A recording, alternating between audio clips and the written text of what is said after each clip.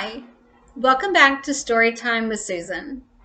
Well, we have come to the end of our book, Hank the Cowdog and the Case of the Monkey Burglar. We are on chapter 12, so let's wrap this one up. Chapter 12, Ruined, Disgraced, a Dismal Failure. Fellers, I had been ambushed, and I never saw it coming.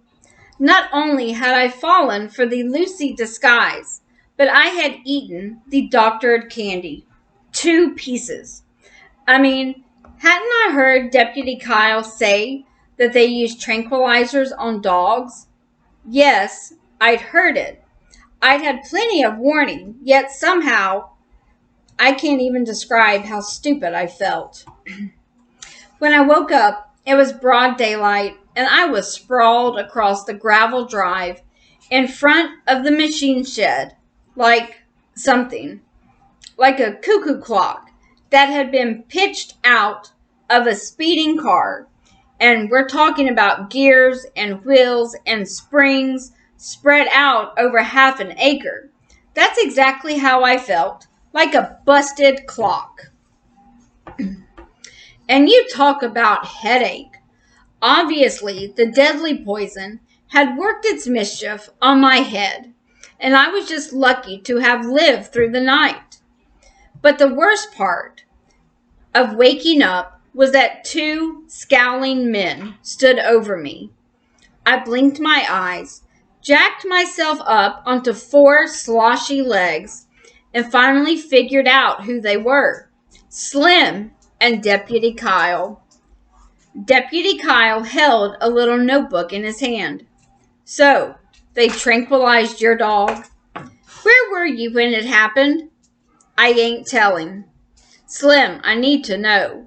Can you keep it out of your report? Maybe. We'll see. Slim gazed off in the distance. I fell asleep in a dadgum bathtub.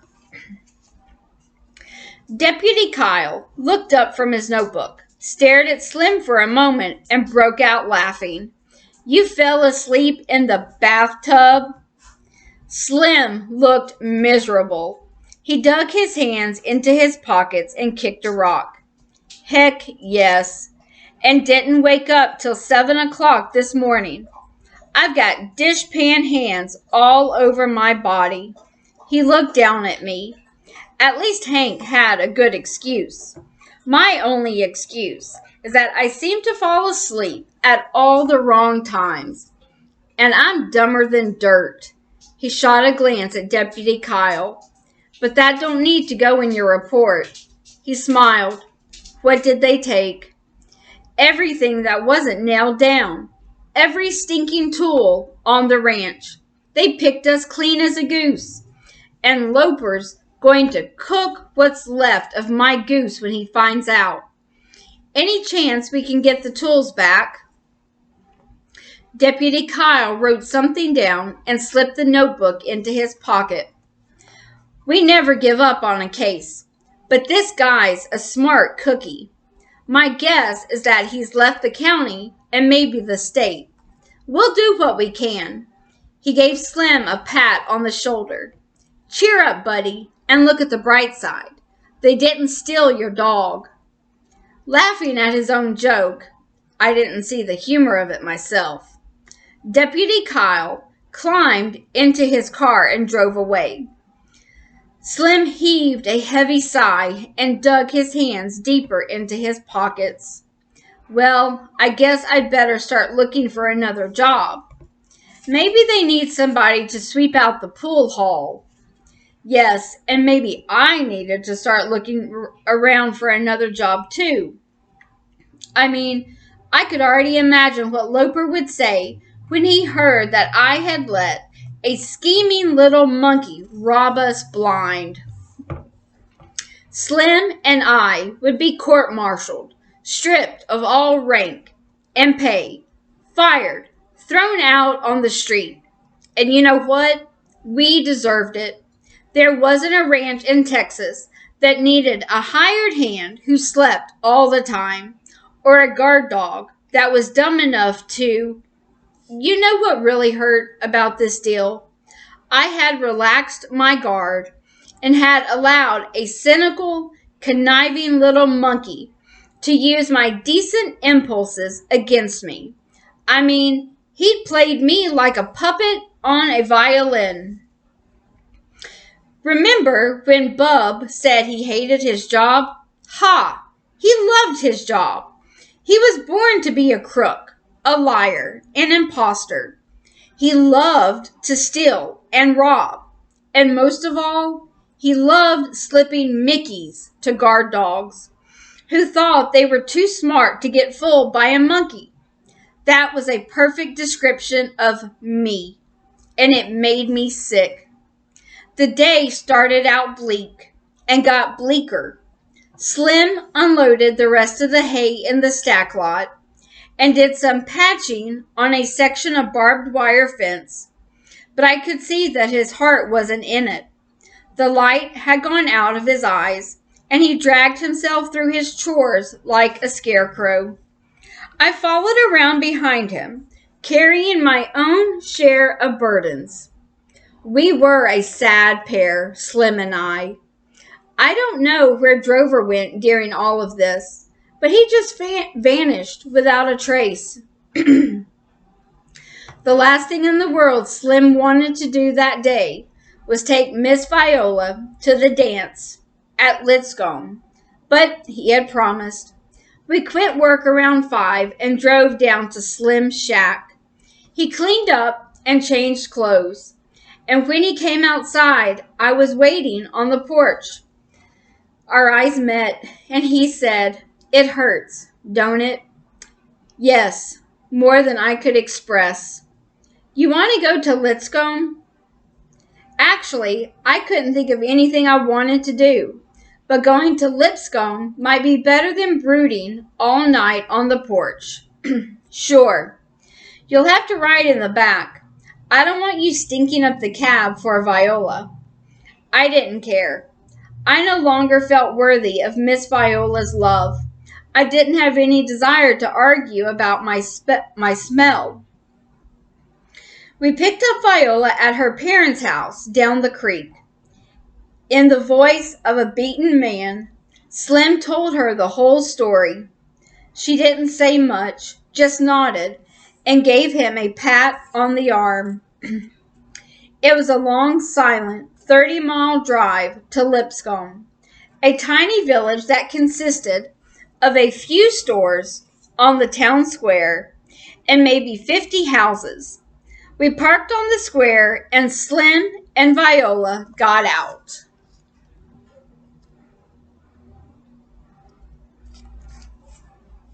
Viola said, "Try to cheer up. Let's dance and have a little fun." "I'll try," Slim said, but he was so lost in dark thoughts that he didn't even tell me to stay in the back of the pickup. They walked across the street to the outdoor dance platform, where dozens of couples were waltzing and two-stepping to Frankie McWhorter's fiddle music. Viola took Slim by the arm and dragged him onto the dance floor, and they vanished into the crowd. I curled up in the back of the pickup and tried to lose myself in sleep, but the sounds of music and laughter kept me awake.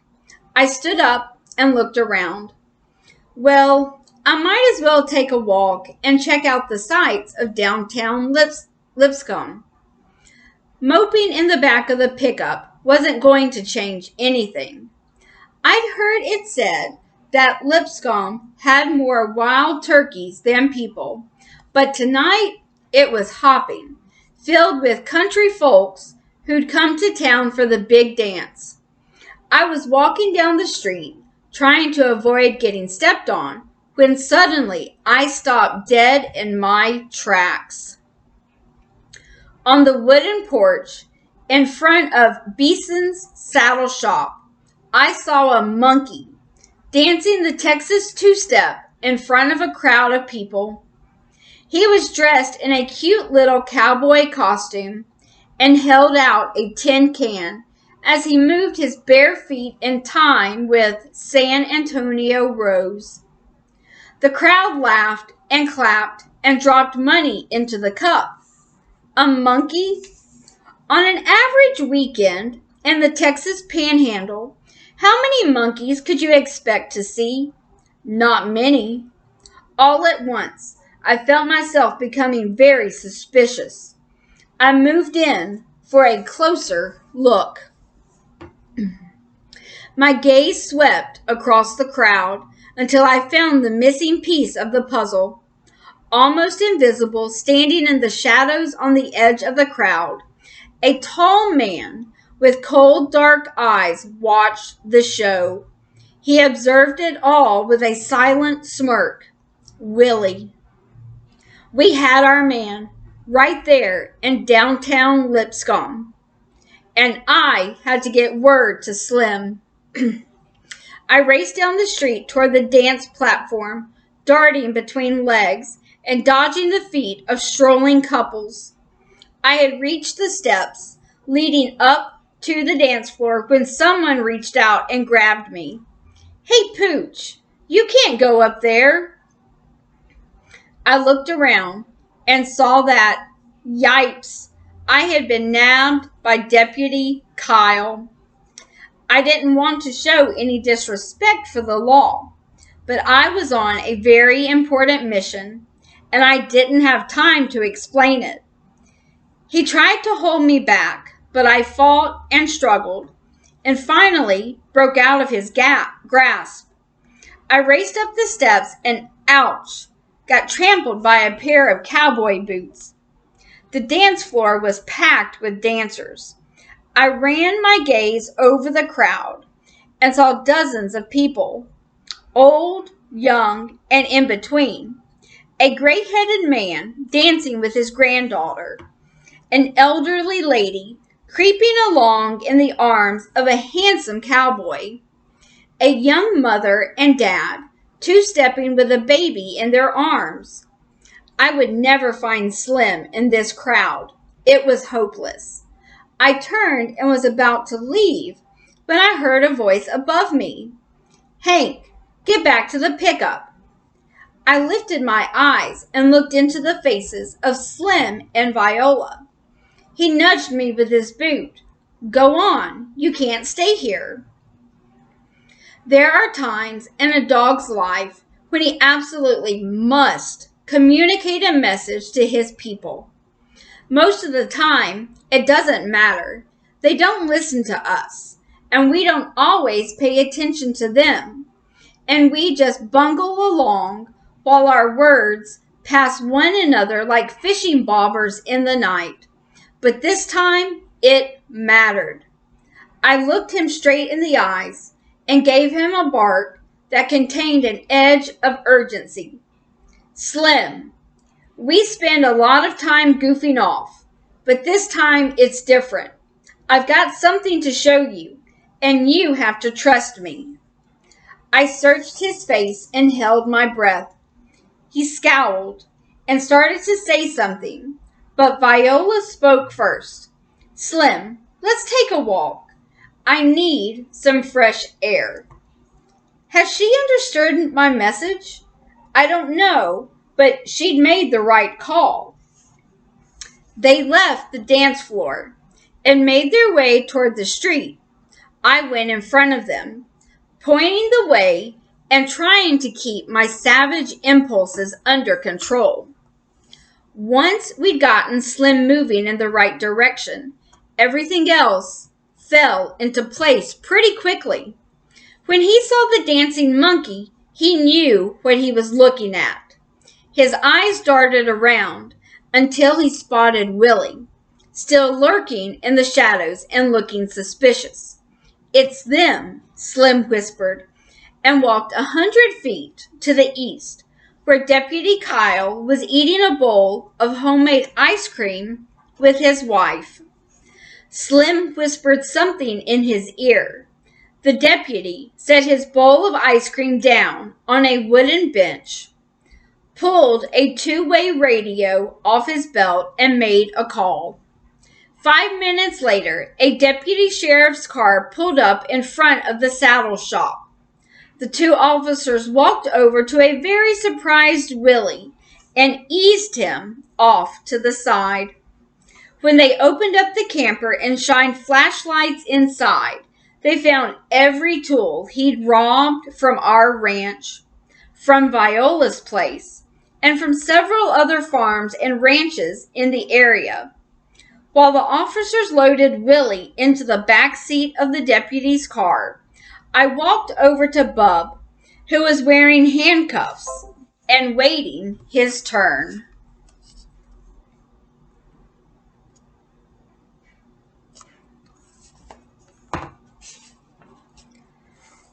He was surprised to see me. You? Hi, Bub. Well, you were right about one thing. Being a thief is degrading. I don't think your mother would be proud of you tonight. He curled his lips into an ugly sneer. Yeah?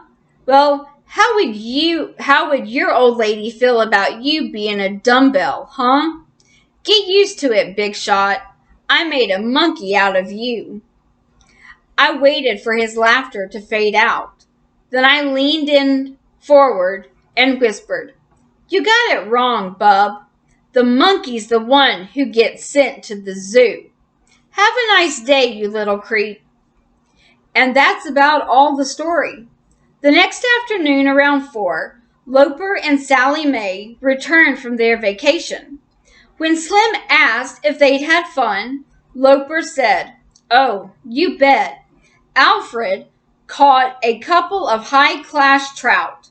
I figure they cost me about $500 apiece. How'd it go here at the ranch? Slim shrugged. Oh, just normal. He looked down at me and gave me a wink. We hauled a little hay and patched up some fence. Same old stuff. Slim never said a word about napping under the truck or falling asleep in the bathtub, and I knew better than to open my mouth. That story will go with us to our graves. Wait, there's one little problem. Let's try to, keep this story to ourselves. What do you say? Don't forget that you swore a solemn oath. Thanks. Oh, and that Lucy business? Look, I never really fell for that disguise. Not 100%. No kidding. Case closed. Well, it looks like Hank finally solved the case. Caught the thieves and caught himself a monkey. Well, I enjoyed this book. I hope you enjoyed the book as well. As always, join me next time in another video for a new book. As always, like and subscribe, and have a good day.